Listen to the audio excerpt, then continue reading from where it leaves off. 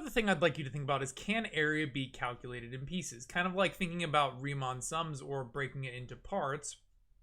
Area underneath the curve follows the basic logic of area, that if you divvy it up into pieces, all of the sum of the pieces should equal the whole. And so the short answer is yes, area can be calculated in pieces, and you can always figure out components in parts if you'd like. Like looking at example 7, it says calculate the area underneath x squared over 0 to 2 and 2 to 4 separately. What if we were to divvy this up into different pieces? Like, so looking at x squared, we have a basic parabola, looks something like that. And it's saying, well, what if we go from 0 to 2 and then from 2 to 4? And we look at those segments of area separately on the graph of y is equal to x squared. What does that make? Or what if we add it up in different pieces? So, it's sort of like, well, let's say I was to take 0 to 2 of x squared with respect to x. Well, the antiderivative of x squared is x to the third over 3, integrated from 2 to 0. And if I were to plug in 2 into that, I would have 8, plug 2 to the third over 3, which would be 8 thirds. So the exact area from 0 to 2 would be 8 thirds. And, doing the same thing from 2 to 4, I'd have the same antiderivative function.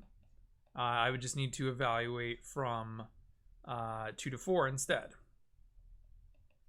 And that would give me, well, 4 to the third, which is 64 over 3, minus plugging 2 in would be 8 thirds. And basically that would be the area in the second part, exact area from 2 to 4.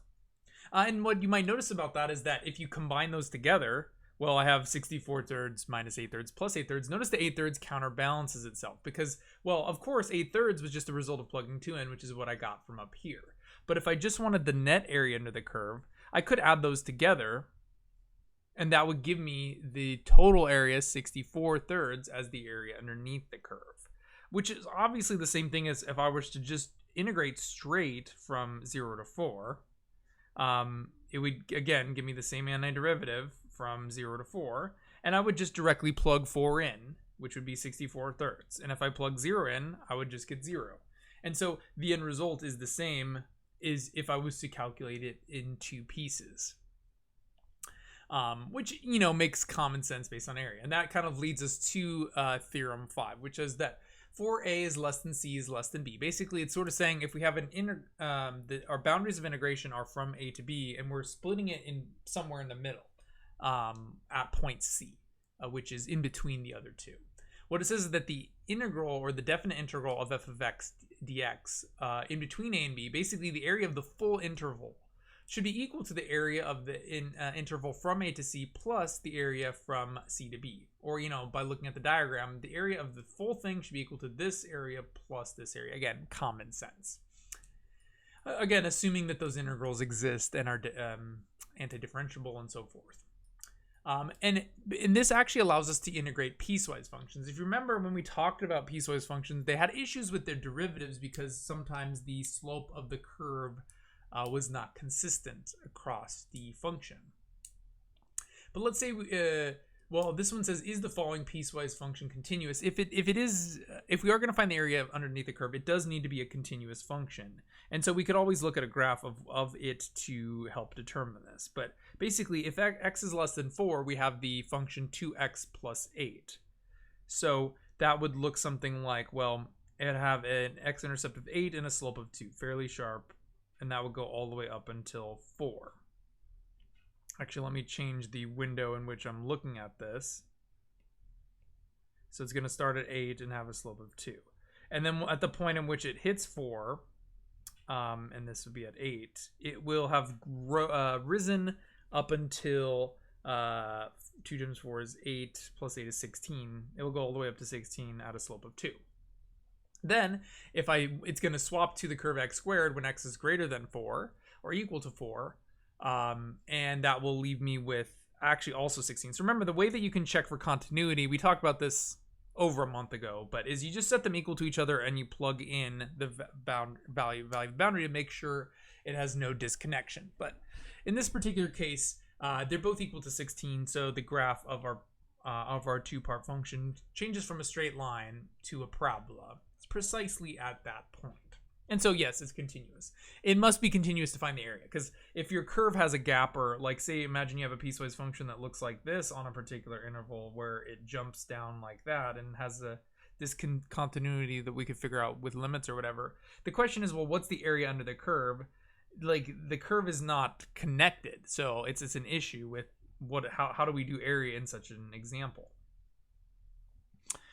Anyways, it says, if so, find the area of f on the interval 0 to 10. But, basically what I would need to do is do it in parts, because the area under a line will be different than the area under a parabola up until the point of 10. So this area is going to be different, based on the different shape. But essentially, if I wanted to know, well, what's the integral of f of x from 0 to 10, I need to split it based on the domain, because this has, I would separate it from 0 to 4, which would be the first piece of the function, and then add it to the area under the second part, which would be from 4 to 10 of the second part of the domain. And then again, I would have two separate antiderivative functions for the two different shapes, which would produce two different types of area. Anyways, the first one, anti-differentiating this, would give me x squared plus 8x from 4 to 0, or from 0 to 4.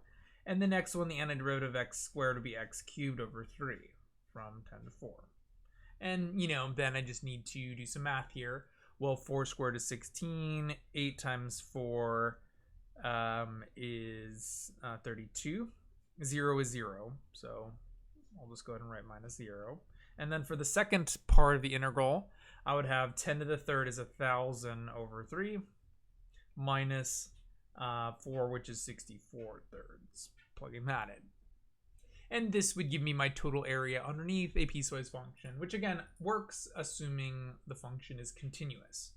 So 16 plus 32 plus 1,000 divided by 3 minus 64 divided by 3 would give me exactly 360. And also, I haven't really been talking about units, but sometimes we might say that the area is in square units. Like, say if the x-axis were in meters or feet, that's just another thing to remember about area. So when you're taking a definite integral, the units actually change, just like with a derivative. Remember, a derivative is a rate. It would be like in meters per second, or with respect to x, it gives us a new type of function, which is a rate. Well, an area is a different type of units as well. It's a measurement in area value instead.